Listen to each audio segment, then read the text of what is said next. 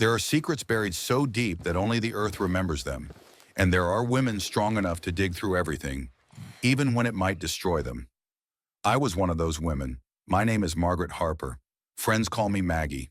I'm 38 years old, a single mother, and until 6 months ago, I thought I knew my family's story.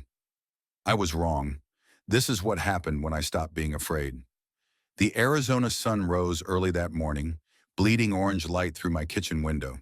The coffee had gone cold an hour ago, sitting beside a stack of bills I couldn't pay.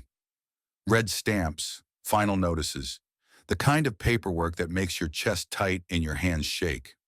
On top of the pile sat a letter from the bank. 45 days to pay $127,000 or lose the farm my father left me, the only home my daughter had ever known. I picked up the photograph propped against the salt shaker. My father, Thomas Harper, wearing his faded flannel shirt and that sad, tired smile he'd worn my entire life, like he was carrying something too heavy to put down. I turned the photo over, his handwriting, shaky and desperate, written just before the cancer took him. Margaret, I'm sorry I never told you the truth.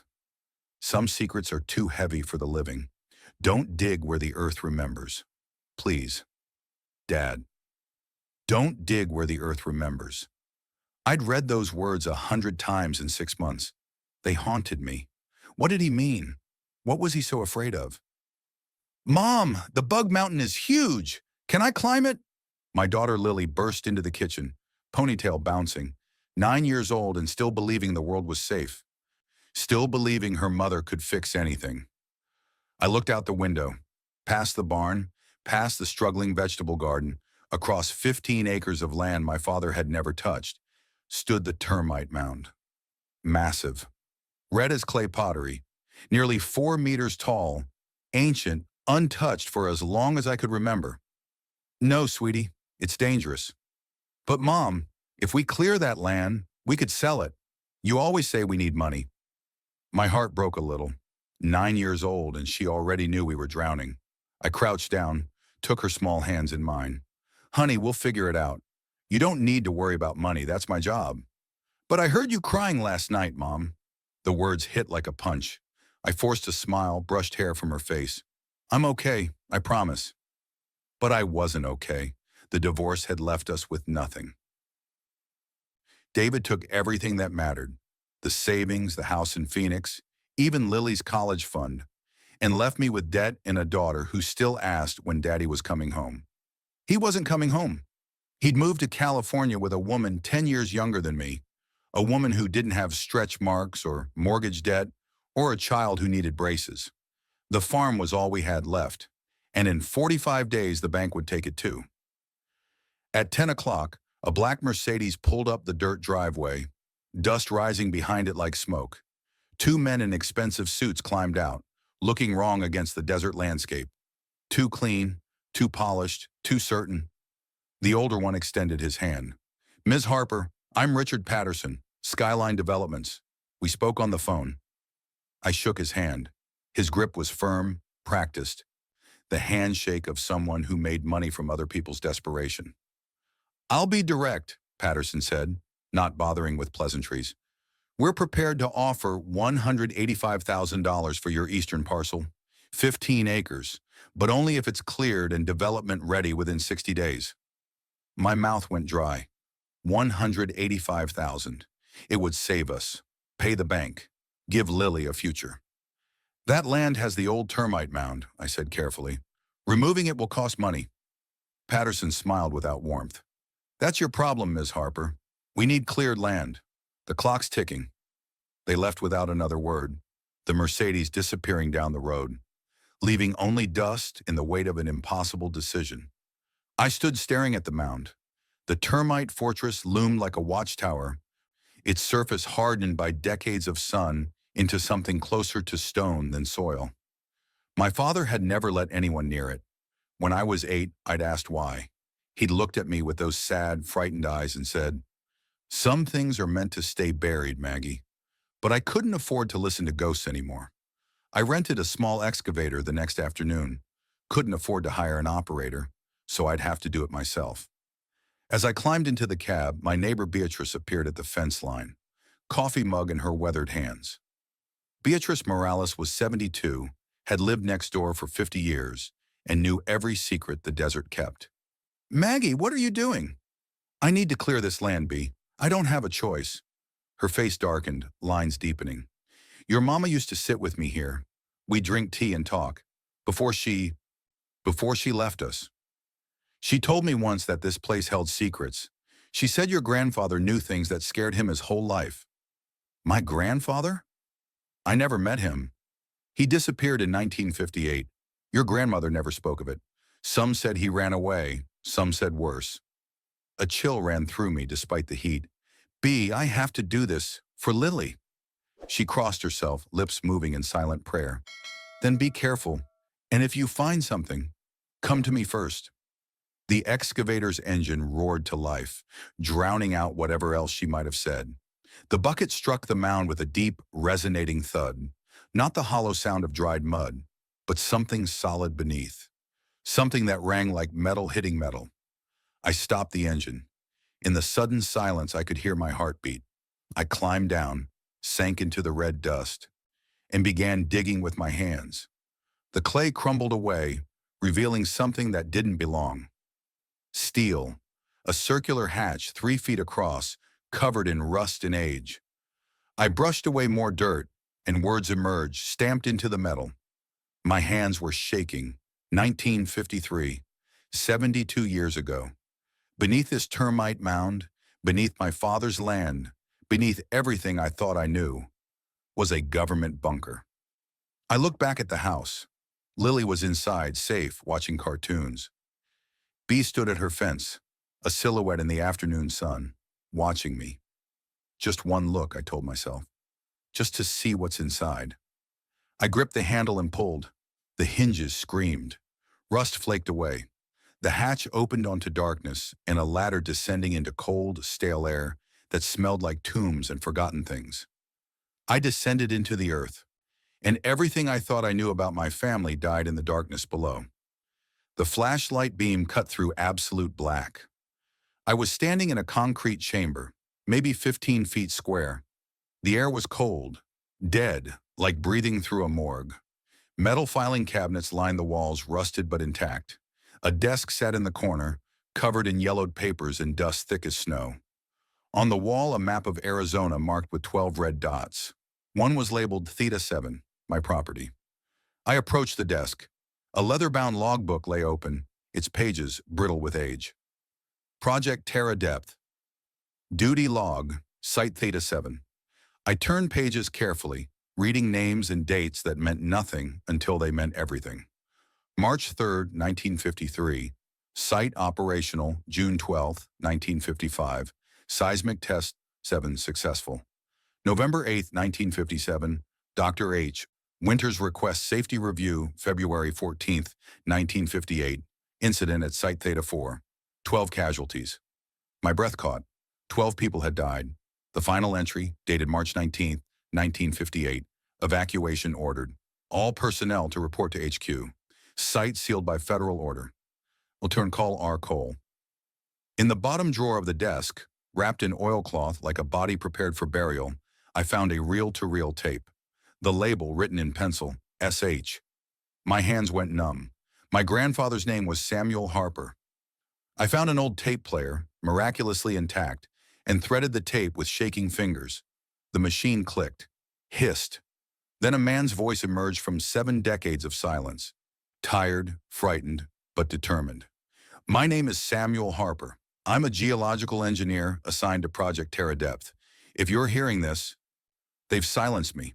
Tears blurred my vision. Grandpa Samuel, a man I'd never met, speaking to me from beyond death. "We were told this was earthquake research, national defense. But after Site Theta 4 collapsed, I saw the bodies. 12 men. They made us bury them in the desert. No families notified, no records. Just gone." His voice cracked. "The seismic test fractured the aquifer. Radiation leaked into the groundwater. They knew. Colonel Cole knew. But they kept testing. When I tried to report it, they threatened my family, my wife, my daughter, Thomas's mother. They said if I talked, accidents happen." A long pause, breathing, the sound of a man gathering courage for his last act. I'm recording this because I won't stay silent. Someone needs to know. This isn't research, it's a weapon, and it failed.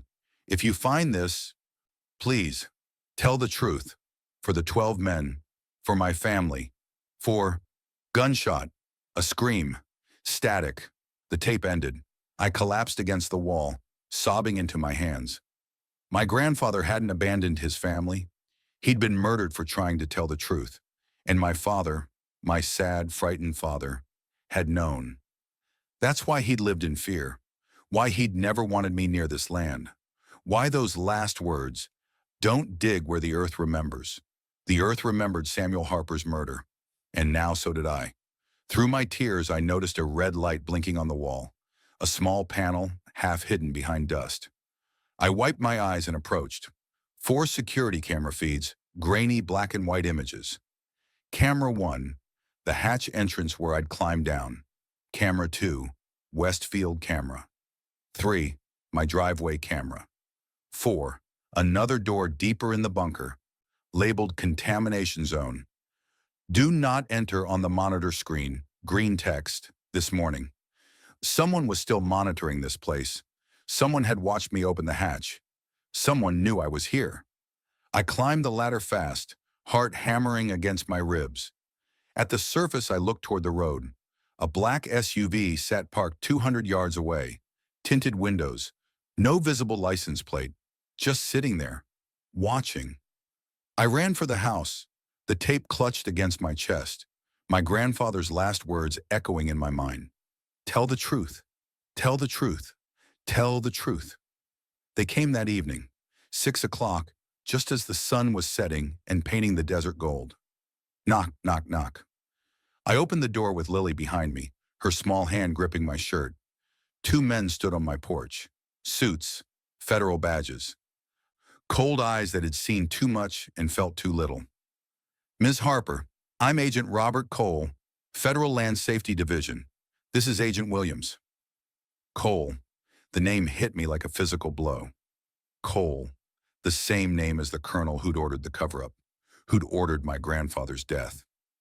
We received a report, Cole continued, voice smooth and empty, of unauthorized excavation activity on your property near a restricted federal site. For your safety and your daughter's safety, we need to inspect what you found. He'd mentioned Lily deliberately, a threat wrapped in courtesy. I need to see a warrant. Cole's smile didn't reach his eyes. We're trying to be helpful, Ms. Harper. Things can go smoothly or they can become complicated. Your mortgage situation, for example. Bank foreclosures can be expedited when federal interests are involved. My jaw clenched. Get off my property. He nodded slowly, like a teacher disappointed in a stubborn student. We'll be in touch. Please don't disturb the site further. For everyone's safety. They left. I watched through the window as they sat in their SUV for 10 minutes, talking into phones, looking at the house. Then they drove away slowly, leaving a message clear as the desert sky. We're watching. We know where you live. We know where your daughter sleeps. That night I didn't sleep. I sat in the hallway outside Lily's room with a baseball bat across my knees and my grandfather's tape hidden in my bra, listening to every sound the old house made. At dawn, I went to Bee's house. She opened the door in her bathrobe, took one look at my face, and said, "You found something?" We sat in her kitchen, morning light streaming through lace curtains, and I told her everything. The bunker, the tape, Samuel's murder, the agents. Bee listened in silence. When I finished, she stood slowly, joints creaking, and went to her closet. She returned with a shoebox tied with string. "Your mother gave this to me," she said quietly, "before she passed. Made me promise to give it to you when you were ready. I didn't think you ever would be. But now..." Inside were 14 black and white photographs from the 1950s. Construction workers, military trucks, men in suits, and one photo that stopped my heart, a young man in engineer's coveralls arguing with a military officer. The officer's face was red, finger jabbing the air. The engineer looked frightened but defiant, standing his ground despite the fear in his eyes. I turned it over. My mother's handwriting, shaky and desperate. Your grandfather Samuel and London College Richard Cole, 1957. 2 weeks before Samuel disappeared, he tried to stop them. They killed him for it. Your father spent his whole life afraid they'd come for us too. That's why he never let you near that land. I couldn't live with the fear anymore. I'm sorry, Mom. The words blurred. My mother hadn't just had depression. She'd been terrified, living with a secret that crushed her until she couldn't breathe anymore. Her suicide when I was 15, was it really suicide? Or had she known too much, said too much, become a liability? And Agent Robert Cole, the man who'd threatened me yesterday. He was the son of the colonel who'd ordered my grandfather's execution. The sins of the father, still being protected by the son. I found Daniel Chen through a desperate Google search. One of the only journalists who'd written about Project Terra Depth, a 5-year-old blog post that had gotten almost no attention. I sent him an email. I found Site Theta 7. I have documents. They're watching me. 30 minutes later, my phone rang. Ms. Harper. His voice was urgent, controlled fear. Don't email me again. They monitor keywords. Can you meet me tomorrow? 2 p.m., Desert Rose Cafe in Prescott? Come alone. Bring nothing from the site. Daniel Chen was 41, Korean-American, with glasses and tired eyes that had seen too many cover-ups. We sat in a back booth, away from windows. I've been researching Terra Depth for 6 years, he said, voice low. It was a classified Cold War seismic weapon program. The idea was to trigger earthquakes in enemy territory, but the technology was unstable. He pulled out a worn folder, slid it across the table. Site Theta 4 in Nevada collapsed in February 1958. 12 workers died in the cave-in. The government buried them, literally. No death certificates, no notifications to families, just erased. My grandfather tried to expose it. Daniel nodded. Samuel Harper. His name appears in partially declassified memos. He filed 3 internal complaints about safety violations and radiation contamination. Then he was transferred. He made air quotes. That's government code for eliminated. Agent Cole came to my house. He's the son of the project director. Daniel's eyes widened. Robert Cole. He works for NSA now, in historical site protection, which means he covers up old government crimes. If he's involved, someone very high up is still protecting this secret. But why? It's been 70 years. Because, Daniel leaned closer, if the truth comes out, families of those 12 men can sue. Congress will investigate. People will lose pensions, reputations. It's not about national security anymore. It's about protecting powerful people from consequences. He paused, choosing his next words carefully. Ms. Harper, there's something else. The seismic tests didn't just kill 12 people. They contaminated the groundwater with low-level radiation. Prescott Valley gets most of its water from that aquifer. Cancer rates here are 40% higher than the state average. The world tilted. Cancer rates. My mother had died of cancer at 42. My father, cancer at 64. I'd always thought it was genetics. Bad luck. But what if it wasn't luck? What if Project Terra Depth had been killing my family for generations? That night, I came home to find Lily's bedroom window unlatched. From the outside, on the sill, barely visible in the moonlight, a muddy boot print. Men's size 11, someone had climbed up to her window, had stood there looking in at my sleeping daughter. I didn't sleep. I sat in the hallway with the baseball bat, watching her door until dawn painted the sky pink. Morning. I went to check the documents I'd hidden in my bedroom closet. The photos, the notes, the map I'd sketched of the bunker. The closet door hung open. The box was gone. On my pillow, a typed note on plain white paper. You have 24 hours to stop. Destroy all copies. Tell no one. This is your final warning. Think of Lily. Not fear this time. Rage. White hot and pure. They'd come into my home, near my daughter, threatened the only thing I had left to protect. I called B. Can Lily stay with you today? Tell her I'm running errands. B heard something in my voice. What are you going to do? What I should have done years ago. Stop being afraid. I returned to the bunker alone, flashlight in hand and fury in my chest. This time I went deeper, past the filing cabinets, past the desk, to the steel door marked Contamination Zone. It wasn't fully locked. The bolt had rusted through. I pushed it open. Inside, a small laboratory. Geiger counter on the wall, still ticking faintly. The needle showed radiation levels at 240% above safe limits. Sample jars lined metal shelves, labeled with dates from 1957 and 1958. Under ultraviolet light, the soil inside glowed faintly green, radioactive decay, still active after 70 years. On the counter, a contamination log, EUR 3 or 12, 1958, seismic charge test, number 11. Uncontrolled fissure, detected 03, 30, 1958. Groundwater samples show radiation 180% above safe limits, 03, 14, 1958. Recommend immediate evacuation and site closure, 03 over 15, 1958. Request denied by Collier Cole. Testing to continue below the desk, barely visible in the dust. Dried blood, dark brown, old, a pool of it, soaked into the concrete. This was where my grandfather had died, where they'd shot him and left him to bleed out in the dark, alone. I sank to the floor, pressed my hand against the stain, and wept. For him, for my father, for my mother, for all the fear and silence that had poisoned 3 generations. "I'm sorry, Grandpa," I whispered into the darkness. "I'm so sorry no one listened to you." I took photographs of everything. The samples, the logs, the bloodstain, evidence, truth, justice. I climbed out into afternoon sun, pulled out my phone to call Daniel. 5 missed calls from B. Voicemail, her voice shaking. "Maggie, 2 men came. Said they were police. They took me. Said I'm a witness. I don't know where." The line cut. My world stopped. They'd taken B. I ran to her house. Front door open. Coffee mug shattered on the floor. Lily's drawing on the table. She'd been there too. On the kitchen counter, another note. My hands shook so hard I could barely hold the paper. They had B. They might have Lily. I called Daniel, voice breaking. "They have them. B and maybe Lily. They want all the evidence by midnight."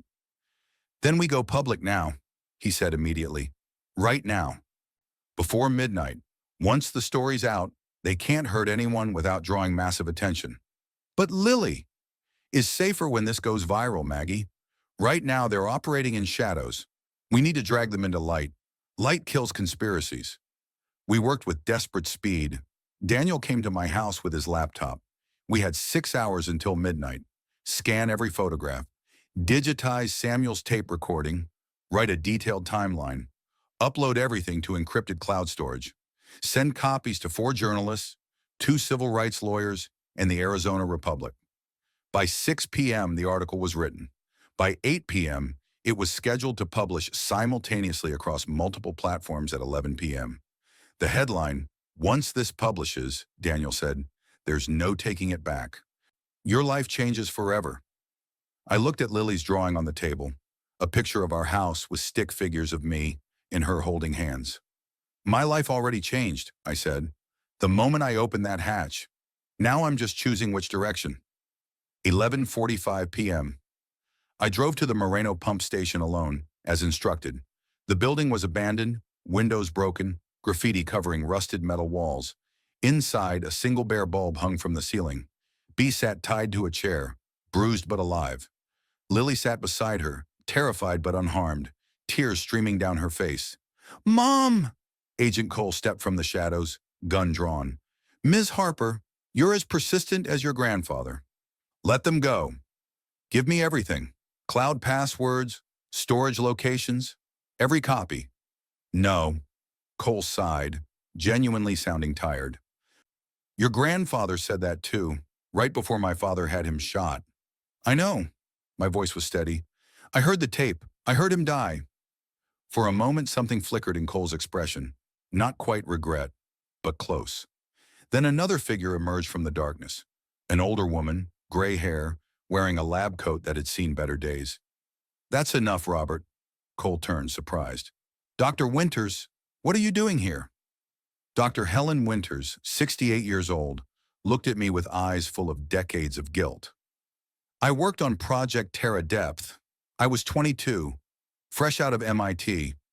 I didn't know what we were really doing until it was too late. Samuel Harper tried to warn us. I was too scared to support him. She turned to Cole. I've carried that guilt for 66 years. I'm done. Cole's gun came up slightly. Helen, don't shoot me if you want, Robert, but it's too late. The story publishes in, she checked her watch, 7 minutes, and I'm the witness. A federal scientist with top secret clearance. They can't bury me. Sirens. Red and blue lights flashing through broken windows. Daniel had called the sheriff 30 minutes ago, told them there was a kidnapping in progress, gave them the address. Sheriff's deputies stormed in, weapons drawn. Federal agent or not, you're holding civilians at gunpoint. Drop the weapon. Now. Cole's gun lowered slowly. He looked at me, and I saw something I hadn't expected. Defeat. And beneath it, a lifetime of carrying his father's sins. He told me he was a hero, Cole said quietly, that he protected America. He was a murderer, I replied, and you spent your life protecting his lie. Cole closed his eyes. I know. 11 p.m. On my phone, notifications exploded like fireworks. The story was live. Within 10 minutes, 10,000 shares. 20 minutes, CNN picked it up. 30 minutes, the Arizona governor's office issued a statement demanding a federal investigation. By 2 a.m., it was national news. By dawn, law firms were offering pro bono representation to the families of the 12 dead workers. The truth, after 70 years, was finally free. 3 months later, I sat before the House Oversight Committee in Washington, D.C. Cameras captured every word. Ms. Harper, can you describe what you found on your property? I told them everything, every detail, held nothing back. Dr. Helen Winters testified next, her voice steady despite her frail appearance. Project Terra Depth was a catastrophic failure. By March 1958, we knew we'd contaminated the aquifer. Samuel Harper demanded we stop immediately. Lieutenant Colonel Richard Cole ordered him silenced. I watched them take him away. I never saw him again. And his body? Buried somewhere in the desert. No record, no marker, just erased. Behind us on the screen, Samuel Harper's photograph. Young, hopeful, wearing an engineer's hard hat, not knowing he had months to live. After the hearing, Agent Cole found me in the hallway. He looked smaller somehow, diminished. I resigned, he said quietly. NSA accepted it immediately. They're distancing themselves from the family name. He handed me a USB drive. My father's journals. Maybe they'll help you understand. Not forgive, just understand. Did your father ever apologize, even to himself? Cole's eyes glistened. The last entry. I sent good men to their deaths. I silenced a hero. I don't deserve peace. He died alone, hating himself. I looked at the drive in my hand, then back at Cole. Some sins don't deserve forgiveness, but maybe they deserve to be remembered, so we don't repeat them. He nodded, understanding that was all I could give him. 1 year later, on a bright October morning, I stood before the memorial. The old Termite Mound had been preserved, surrounded now by a small garden of desert flowers. A bronze plaque mounted on granite read, Site Theta 7 Memorial in memory of the 12 workers who died in Project Terra Depth experiments, 1953-1958, in Samuel Harper, engineer and whistleblower, 1919-1958. Some truths are too important to stay buried. Lily, now 11, taller, stronger, placed flowers at the base. Bee stood beside me, her hand in mine. Daniel stood a respectful distance back, giving us this moment. The state of Arizona had turned the 15 acres into an education center. My debt was paid. The Samuel Harper Foundation was helping 3 other families seeking truth about government cover-ups. As the small crowd dispersed, journalists, local officials, families of the 12 men finally able to grieve, a postal carrier approached with a certified letter. I opened it there, in front of my grandfather's memorial. Dear Maggie, I'm writing this from hospice. Lung cancer, probably from all those years at Theta 7. But I'm at peace. Because of you, Samuel's name is cleared. The families have closure, and I got to tell the truth before I died. Your grandfather would be proud, not just of what you uncovered, but of who you are, a woman who chose truth over safety, justice over silence. Thank you for giving an old woman a chance to do one right thing before the end. With gratitude, Dr. Helen Winters, P.S. There's a package coming separately. Use it wisely. My hands trembled as I folded the letter. 2 days later, Dr. Winters passed away peacefully. That evening, the package arrived. No return address. Inside, a key on a metal ring.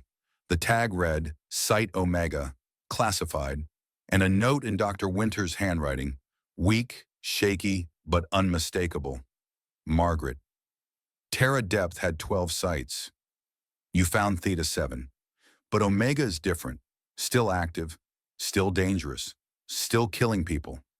I don't have the strength to fight anymore. But you do. This key and the enclosed coordinates will get you in. But know this. Omega isn't history. It's present tense. They're still testing, still covering up. You've built a good life.